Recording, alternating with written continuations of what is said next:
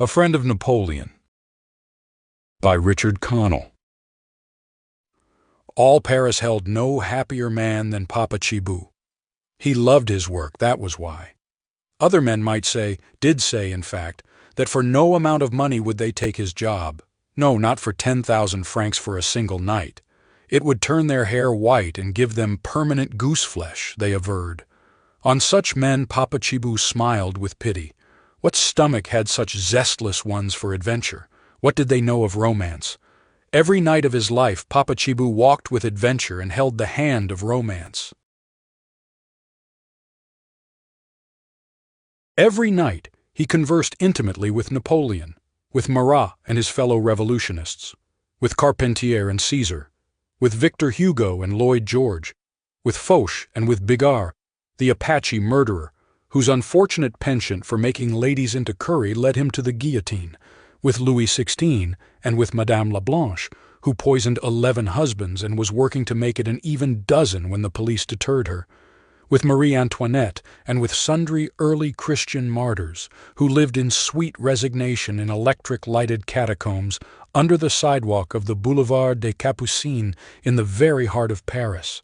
They were all his friends, and he had a word and a joke for each of them as, on his nightly rounds, he washed their faces and dusted out their ears, for Papa Chibou was night watchman at the Museum Pratussi. The world in wax, admission 1 franc, children and soldiers half price. Nervous ladies enter the Chamber of Horrors at their own risk. One is prayed not to touch the wax figures or to permit dogs to circulate in the establishment. He had been at the Museum Pratussi so long that he looked like a wax figure himself. Visitors not infrequently mistook him for one and poked him with inquisitive fingers or canes. He did not undeceive them. He did not budge. Spartan-like, he stood stiff under the pokes. He was rather proud of being taken for a citizen of the world of wax, which was indeed a much more real world to him than the world of flesh and blood. He had cheeks like the small red wax pippins used in table decorations, round eyes, slightly poppy, and smooth white hair like a wig. He was a diminutive man, and with his horseshoe mustache of surprising luxuriance, looked like a gnome going to a fancy dress ball as a small walrus. Children who saw him flitting about the dim passages that led to the catacombs were sure he was a brownie. His title Papa was a purely honorary one, given him because he had worked some 25 years at the museum. He was unwed, and slept at the museum in a niche of a room just off the Roman arena where papier-mâché lions and tigers breakfasted on assorted martyrs. At night, as he dusted off the lions and tigers, he rebuked them sternly for their lack of delicacy. "Ah!" he would say, cuffing the ear of the largest lion, which was earnestly trying to devour a grandfather and an infant simultaneously. "Sort of a pig that you are! I am ashamed of you, eater of babies. You will go to hell for this, Monsieur Lion, you may depend upon it. Monsieur Satan will poach you like an egg, I promise you. Ah, you bad one, you species of a camel, you Apache, you profiteer!" Then Papa Chibou would bend over and very tenderly address the elderly martyr who was lying beneath the lion's paws and exhibiting signs of distress and say, "Patience, my brave one. It does not take long to be eaten. And then, consider. The good Lord will take you up to heaven, and there, if you wish, you yourself can eat a lion every day. You are a man of holiness, Philibert. You will be Saint Philibert beyond doubt, and then won't you laugh at lions?" Philibert was the name Papa Chibou had given to the venerable martyr. He had bestowed names on all of them. Having consoled Philibert, he would softly dust the fat wax infant whom the lion was in the act of bolting.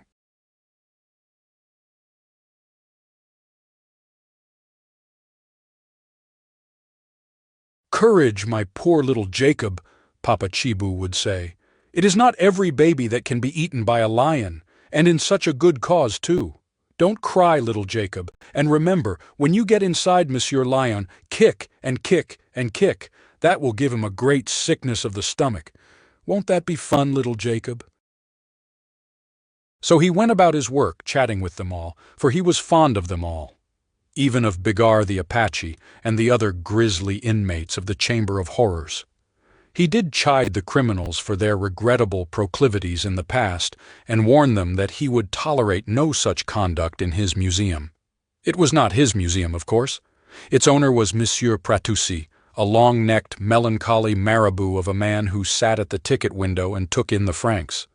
But though the legal title to the place might be vested in Monsieur Pratussi, at night Papa Chibou was the undisputed monarch of his little wax kingdom. When the last patron had left and the doors were closed, Papa Chibou began to pay calls on his subjects. Across the silent halls he called greetings to them. "Ah, Bigard, you old rascal, how goes the world? And you, Madame Marie Antoinette, did you enjoy a good day? Good evening, Monsieur Caesar. Aren't you chilly in that costume of yours? Ah, Monsieur Charlemagne, I trust your health continues to be of the best."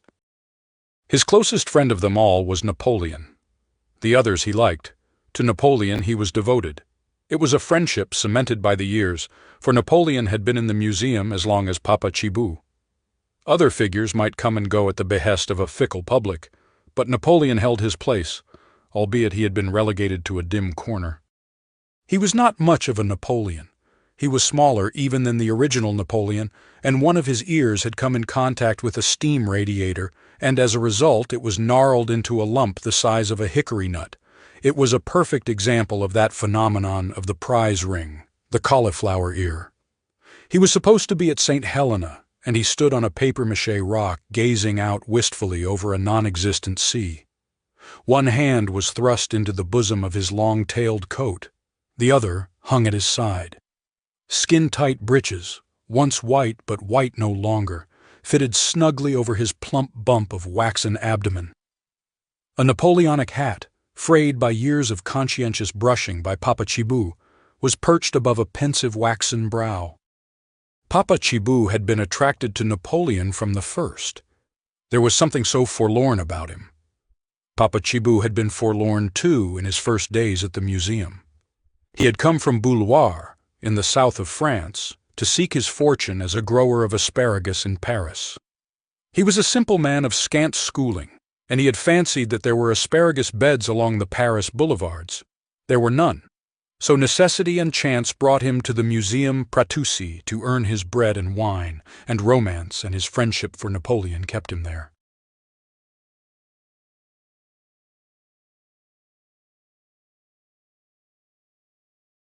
The first day Papa Chibou worked at the museum, Monsieur Pratussi took him round to tell him about the figures. "This," said the proprietor, "is Toulon, the Strangler. This is Mademoiselle Merle, who shot the Russian Duke. This is Charlotte Corday, who stabbed Marat in the bathtub. That gory gentleman is Marat." Then they had come to Napoleon. Monsieur Pratussi was passing him by. "And who is this sad-looking gentleman?" asked Papa Chibou. "Name of a name, do you not know?" "But no, monsieur." "But that is Napoleon himself." That night, his first in the museum, Papa Chibou went round and said to Napoleon, "Monsieur, I do not know with what crimes you are charged, but I for one refuse to think you are guilty of them." So began their friendship. Thereafter he dusted Napoleon with a special care and made him his confidant. One night in his 25th year at the museum, Papa Chibou said to Napoleon, "You observed those two lovers who were in here tonight, did you not, my good Napoleon? They thought it was too dark in this corner for us to see, didn't they? But we saw him take her hand and whisper to her. Did she blush? You were near enough to see. She is pretty, isn't she, with her bright dark eyes? She is not a French girl, she is an American. One can tell that by the way she doesn't roll her R's. The young man, he is French, and a fine young fellow he is, or I'm no judge. He is so slender and erect, and he has courage, for he wears the war cross. You noticed that, didn't you? He is very much in love, that is sure. This is not the first time I have seen them. They have met here before, and they are wise, for is this not a spot most romantic for the meetings of lovers?" Papa Chibou flicked a speck of dust from Napoleon's good ear. "Ah!" he exclaimed, "it must be a thing most delicious to be young and in love. Were you ever in love, Napoleon? No? Ah, what a pity! I know, for I too have had no luck in love. Ladies prefer the big, strong men, don't they? Well, we must help these two young people, Napoleon.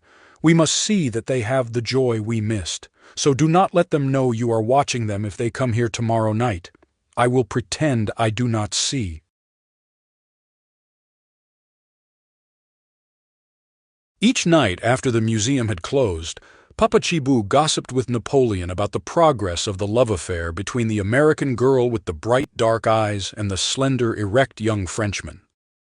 "All is not going well," Papa Chibou reported one night, shaking his head. "There are obstacles to their happiness. He has little money, for he is just beginning his career. I heard him tell her so tonight, and she has an aunt who has other plans for her. What a pity if fate should part them. But you know how unfair fate can be, don't you, Napoleon? If we only had some money we might be able to help him, but I, myself, have no money, and I suppose you too were poor, since you look so sad. But attend. Tomorrow is a day most important for them. He had asked her if she will marry him, and she has said that she will tell him tomorrow night at 9 in this very place. I heard them arrange it all. If she does not come, it will mean no. I think we shall see two very happy ones here tomorrow night, eh, Napoleon?" The next night, when the last patron had gone and Papa Chibou had locked the outer door, he came to Napoleon, and tears were in his eyes. "You saw, my friend?" broke out Papa Chibou. "You observed? You saw his face and how pale it grew? You saw his eyes and how they held 1,000 agonies? He waited until I had to tell him 3 times that the museum was closing. I felt like an executioner, I assure you. And he looked up at me as only a man condemned can look. He went out with heavy feet. He was no longer erect. For she did not come, Napoleon. That girl with the bright dark eyes did not come. Our little comedy of love has become a tragedy, monsieur. She has refused him, that unhappy young man." On the following night at closing time, Papa Chibou came hurrying to Napoleon. He was aquiver with excitement.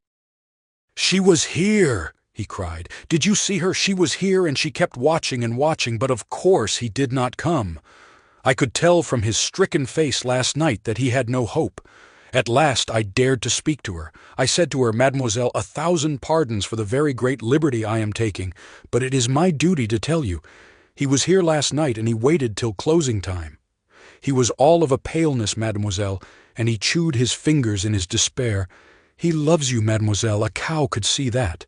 He is devoted to you, and he is a fine young fellow. You can take an old man's word for it. Do not break his heart, mademoiselle." She grasped my sleeve. "You know him, then?" she asked. "You know where I can find him?" "Alas, no," I said. "I have only seen him here with you. Poor boy." She kept saying, "Poor boy. Oh, what shall I do? I am in dire trouble. I love him, monsieur." "But you did not come," I said. "I could not," she replied, and she was weeping. "I live with an aunt. A rich tiger she is, monsieur, and she wants me to marry a count, a fat, leering fellow who smells of attar, of roses and garlic. My aunt locked me in my room, and now I have lost the one I love, for he will think I have refused him, and he is so proud he will never ask me again." "But surely you could let him know," I suggested. "But I do not know where he lives," she said. "And in a few days my aunt is taking me off to Rome, where the Count is, and oh dear, oh dear, oh dear." And she wept on my shoulder. Napoleon, that poor little American girl with the bright dark eyes. Papa Chibou began to brush the Napoleonic hat. "I tried to comfort her," he said. "I told her that the young man would surely find her, that he would come back and haunt the spot where they had been happy, but I was telling her what I did not believe. 'He may come tonight,' I said, 'or tomorrow.' She waited until it was time to close the museum. You saw her face as she left. Did it not touch you in the heart?" Papa Chibou was downcast when he approached Napoleon the next night. "She waited again till closing time," he said, "but he did not come. It made me suffer to see her as the hours went by and her hope ebbed away. At last she had to leave, and at the door she said to me, 'If you see him here again, please give him this.' She handed me this card, Napoleon. See, it says, 'I am at the Villa Rosina, Rome. I love you, Nina.' Ah, the poor, poor young man. We must keep a sharp watch for him, you and I. Papa Chibou and Napoleon did watch at the Museum Pratussi night after night. 1, 2, 3, 4, 5 nights they watched for him. A week, a month, more months passed, and he did not come. There came instead one day news of so terrible a nature that it left Papa Chibou ill and trembling. The Museum Pratussi was going to have to close its doors. "It is no use," said Monsieur Pratussi, when he dealt this blow to Papa Chibou.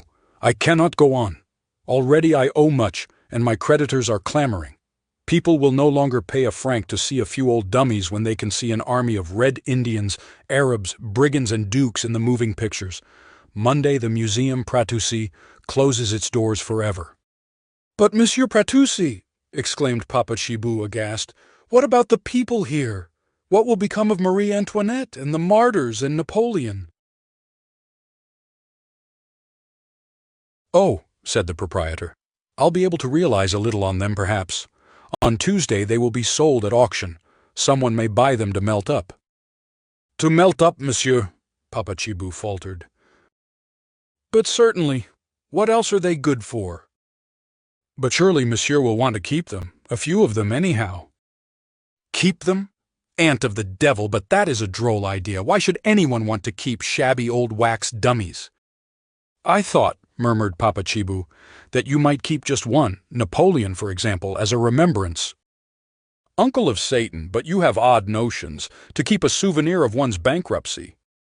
Papa Chibou went away to his little hole in the wall. He sat on his cot and fingered his mustache for an hour. The news had left him dizzy, had made a cold vacuum under his belt buckle.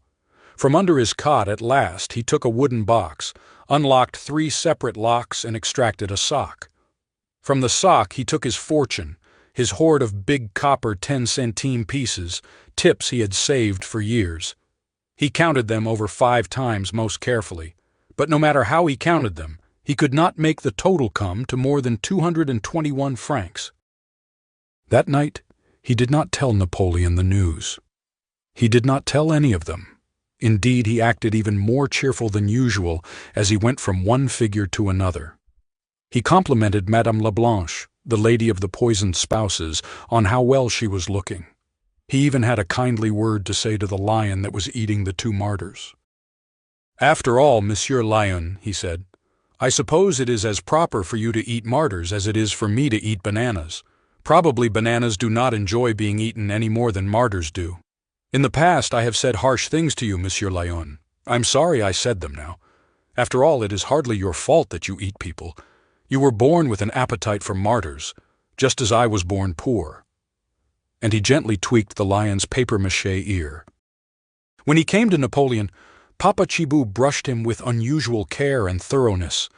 With a moistened cloth he polished the imperial nose, and he took pains to be gentle with the cauliflower ear. He told Napoleon the latest joke he had heard at the cabman's café where he ate his breakfast of onion soup, and, as the joke was mildly improper, nudged Napoleon in the ribs and winked at him. "We are men of the world, eh, old friend?" said Papa Chibou. "We are philosophers, is that not so?" Then he added, "We take what life sends us, and sometimes it sends hardnesses." He wanted to talk more with Napoleon, but somehow he couldn't. Abruptly, in the midst of a joke, Papa Chibou broke off and hurried down into the depths of the Chamber of Horrors, and stood there for a very long time staring at an unfortunate native of Siam being trodden on by an elephant. It was not until the morning of the auction sale that Papa Chibou told Napoleon. Then, while the crowd was gathering, he slipped up to Napoleon in his corner and laid his hand on Napoleon's arm.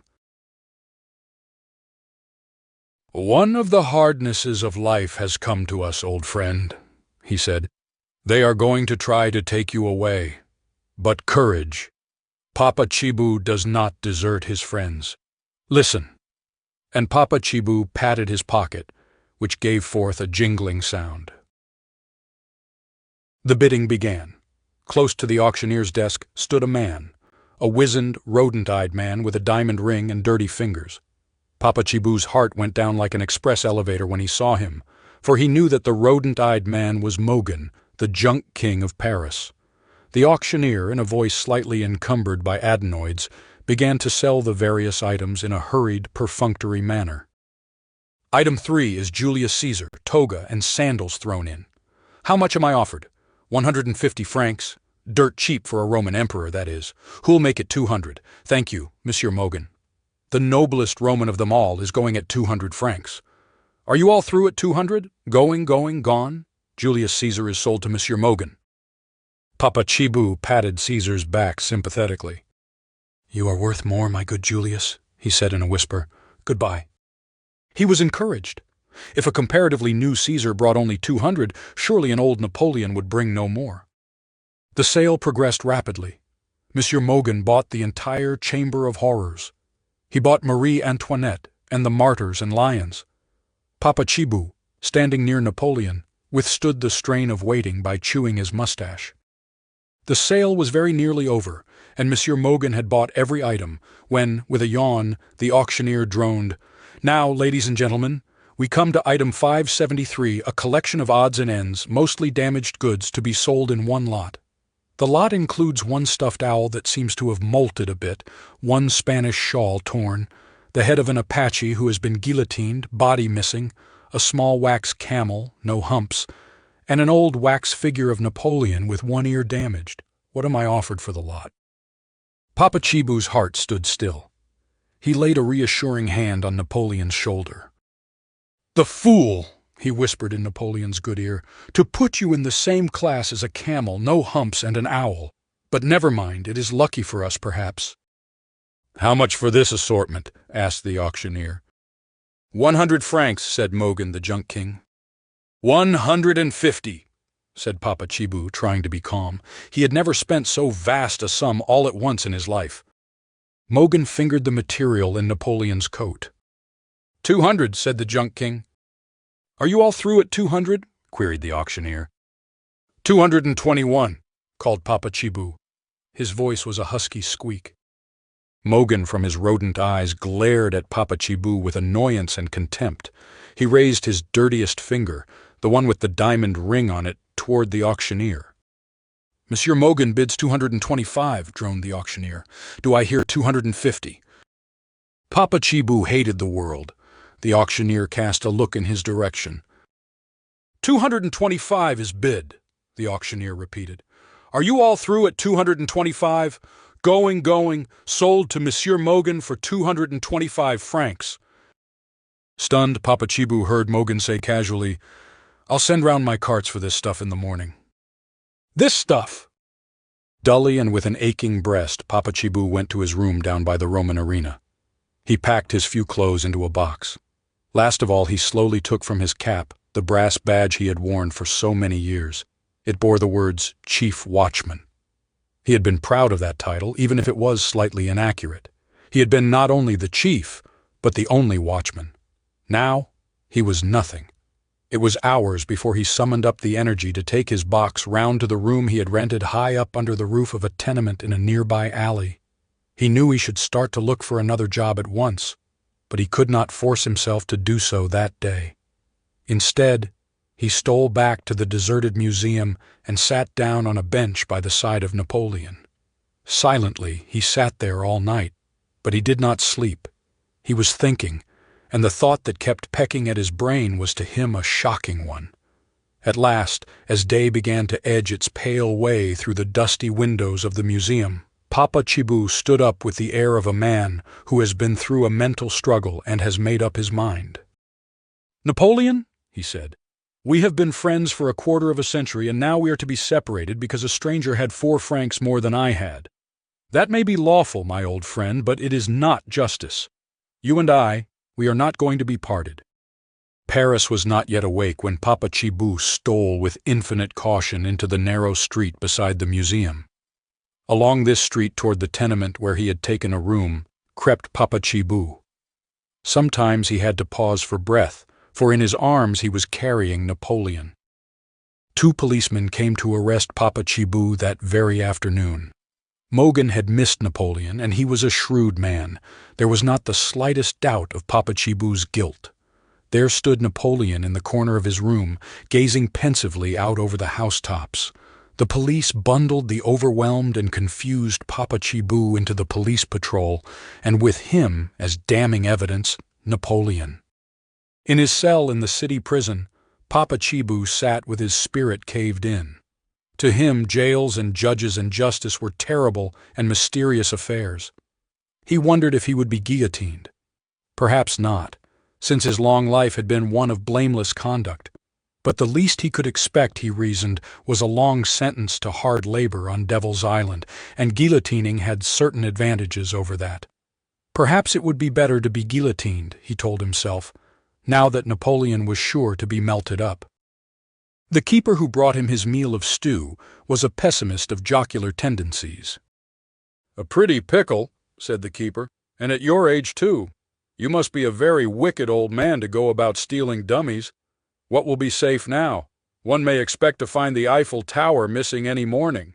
Dummy stealing! What a career!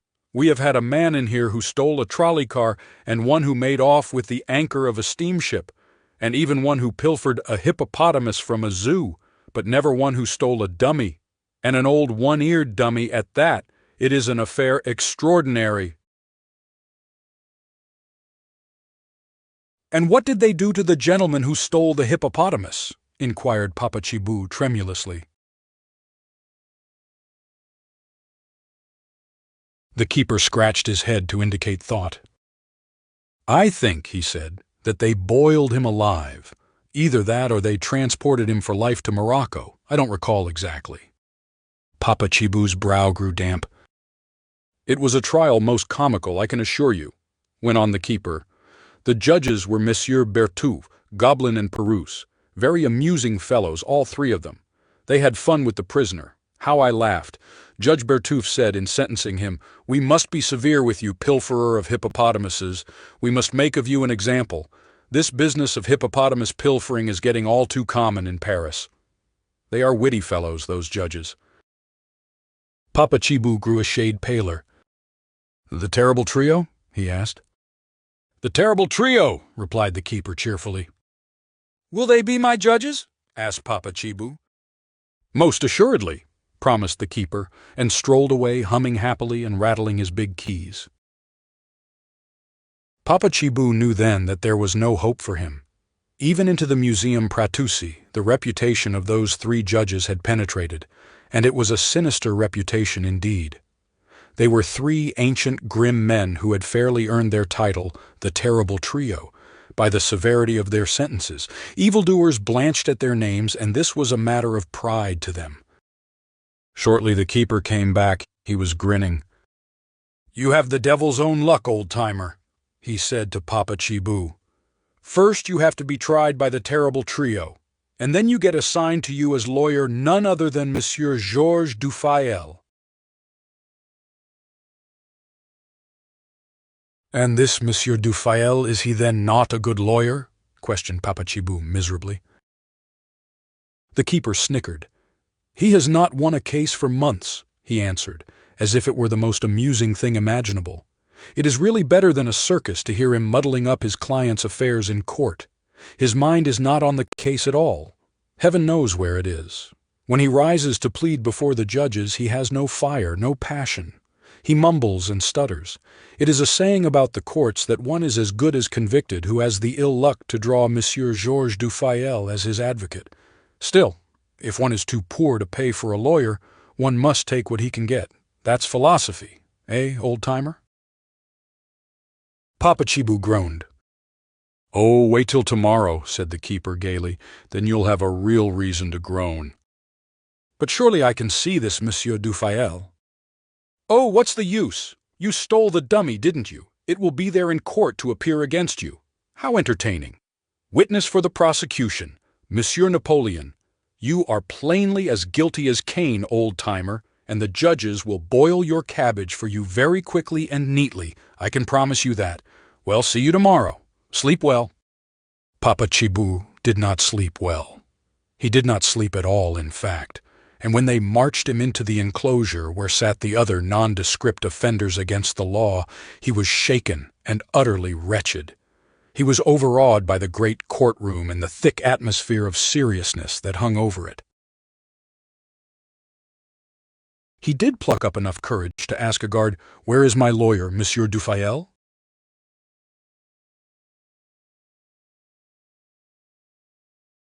"Oh, he's late as usual," replied the guard. And then, for he was a waggish fellow, he added, "If you're lucky, he won't come at all." Papa Chibou sank down on the prisoner's bench and raised his eyes to the tribunal opposite. His very marrow was chilled by the sight of the terrible trio. The chief judge, Bertouf, was a vast puff of a man, who swelled out of his judicial chair like a poisonous fungus. His black robe was familiar with spilled brandy, and his dirty judicial bib was askew. His face was bibulous and brutal, and he had the wattles of a turkey gobbler. Judge Goblin, on his right, looked to have mummified. He was at least 100 years old, and had wrinkled parchment skin and red-rimmed eyes that glittered like the eyes of a cobra. Judge Perouse was one vast jungle of tangled, grizzled whisker, from the midst of which projected a cockatoo's beak of a nose. He looked at Papa Chibou and licked his lips with a long, pink tongue. Papa Chibou all but fainted. He felt no bigger than a bean, and less important. As for his judges, they seemed enormous monsters. The first case was called, a young swaggering fellow who had stolen an orange from a pushcart. "Ah, Monsieur Thief," rumbled Judge Bertouf with a scowl, "you are jaunty now. Will you be so jaunty a year from today when you are released from prison? I rather think not. Next case."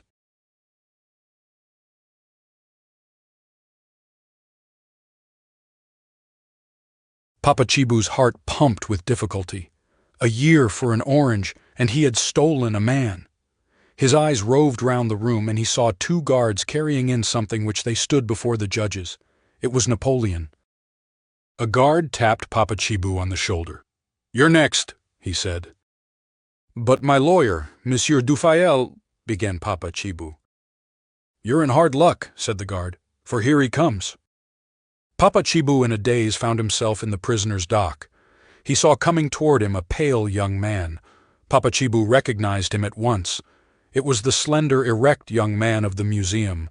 He was not very erect now. He was listless. He did not recognize Papa Chibou. He barely glanced at him. "You stole something," said the young lawyer, and his voice was toneless. "The stolen goods were found in your room. I think we might better plead guilty and get it over with."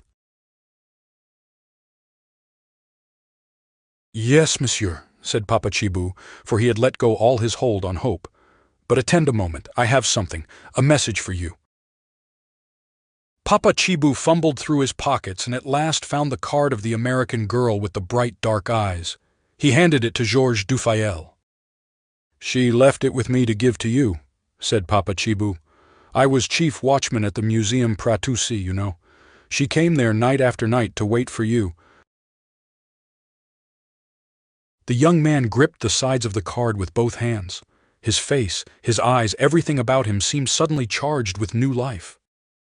10,000 million devils," he cried. "And I doubted her. I owe you much, monsieur. I owe you everything."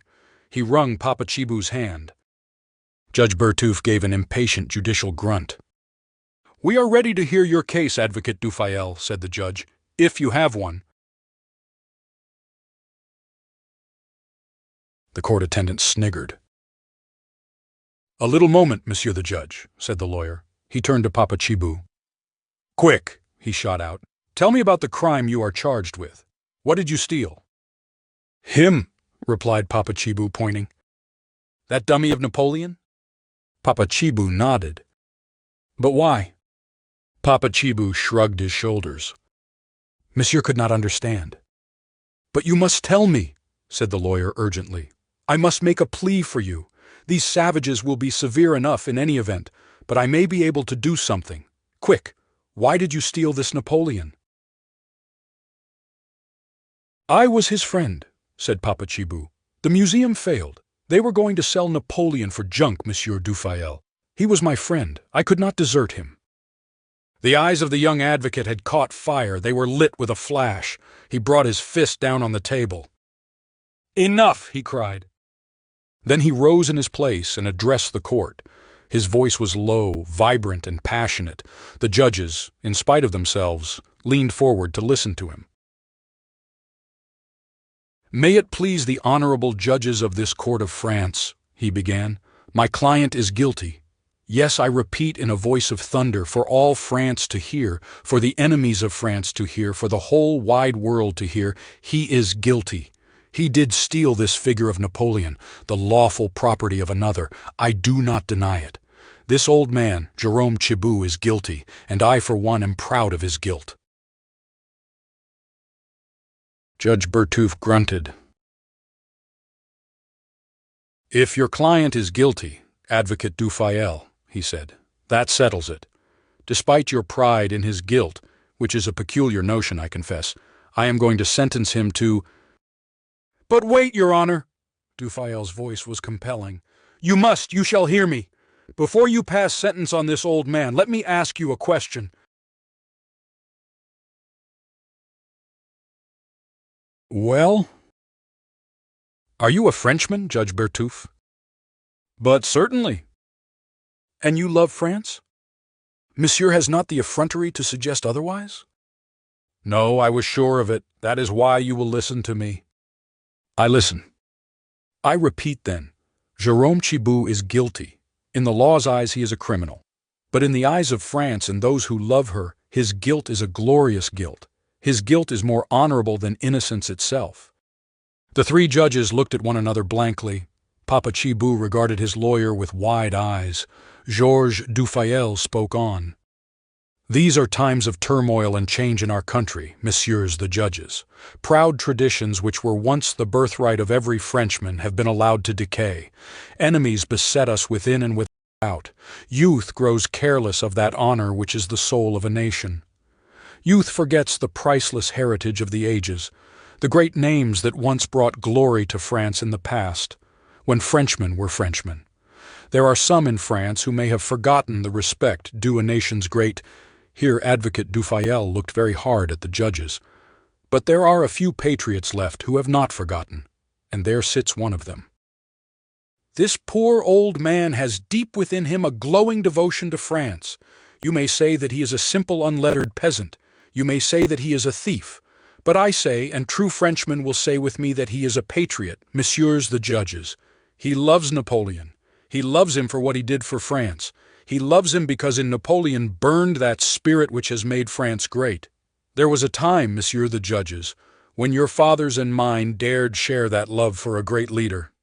Need I remind you of the career of Napoleon? I know I need not. Need I tell you of his victories? I know I need not." Nevertheless, Advocate Dufayel did tell them of the career of Napoleon. With a wealth of detail and many gestures, he traced the rise of Napoleon. He lingered over his battles. For an hour and 10 minutes, he spoke eloquently of Napoleon and his part in the history of France. "You may have forgotten," he concluded, "and others may have forgotten. But this old man sitting here a prisoner, he did not forget. When mercenary scoundrels wanted to throw on the junk heap this effigy of one of France's greatest sons, who was it that saved him? Was it you, monsieur the judges? Was it I? Alas, no.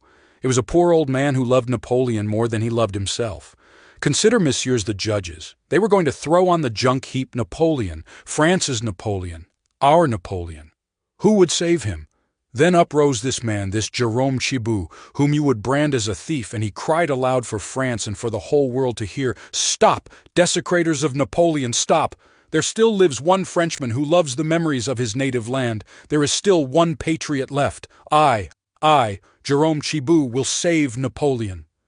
And he did save him, messieurs the judges." Advocate Dufayel mopped his brow, and leveling an accusing finger at the terrible trio, he said, "You may send Jerome Chibou to jail, but when you do, remember this: you are sending to jail the spirit of France. You may find Jerome Chibou guilty, but when you do, remember this: you are condemning a man for love of country, for love of France. Wherever true hearts beat in French bosoms, messieurs the judges, there will the crime of Jerome Chibou be understood, and there will the name of Jerome Chibou be honored. Put him in prison, messieurs the judges. Load his poor, feeble old body with chains, and a nation will tear down the prison walls, break his chains, and pay homage to the man who loved Napoleon and France so much that he was willing to sacrifice himself on the altar of patriotism." Advocate Dufayel sat down. Papa Chibou raised his eyes to the judge's bench. Judge Perouse was ostentatiously blowing his beak of a nose.